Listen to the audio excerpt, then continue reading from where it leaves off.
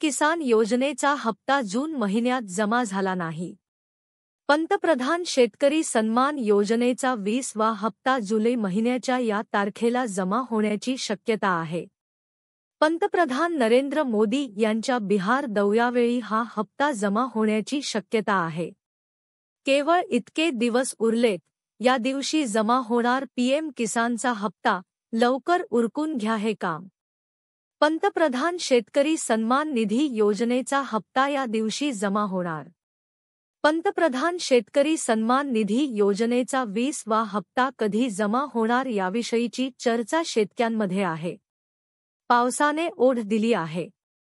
काही ठिकाणी पेरण्या झाल्या तर काही ठिकाणी पेरण्या रखडल्या आहेत. काही पट्ट्यात दुबार पेरणीचे संकट उभे ठाकले आहे.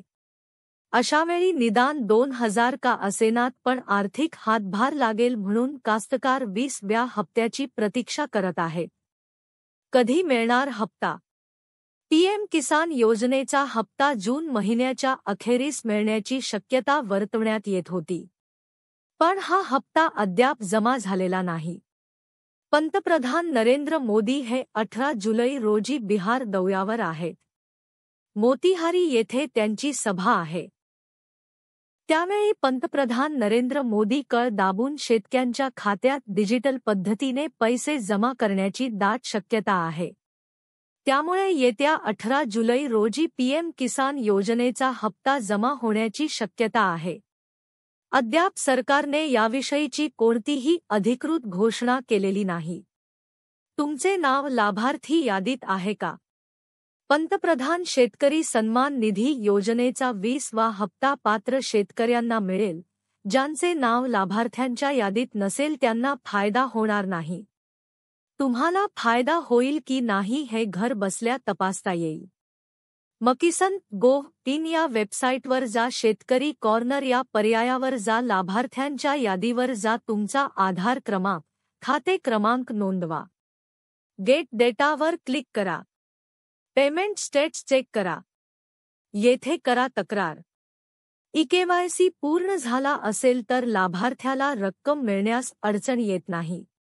खात्यासोबत आधार कार्ड लिंक करणे आवश्यक आहे. तरच खात्यात पैसा येईल.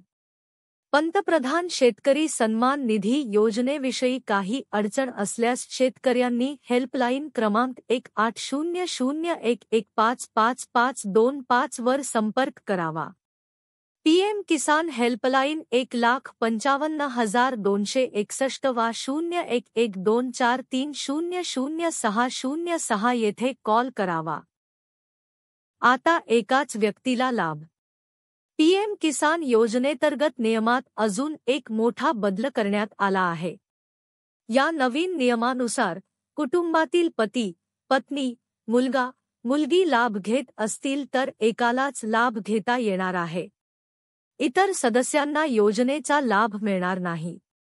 पीएम किसान योजनेबाबत केंद्र सरकारची नवीन नियमावली समोर आली आहे. यामध्ये लाभार्थ्यांविषयीच्या नियमात बदल झाले आहेत.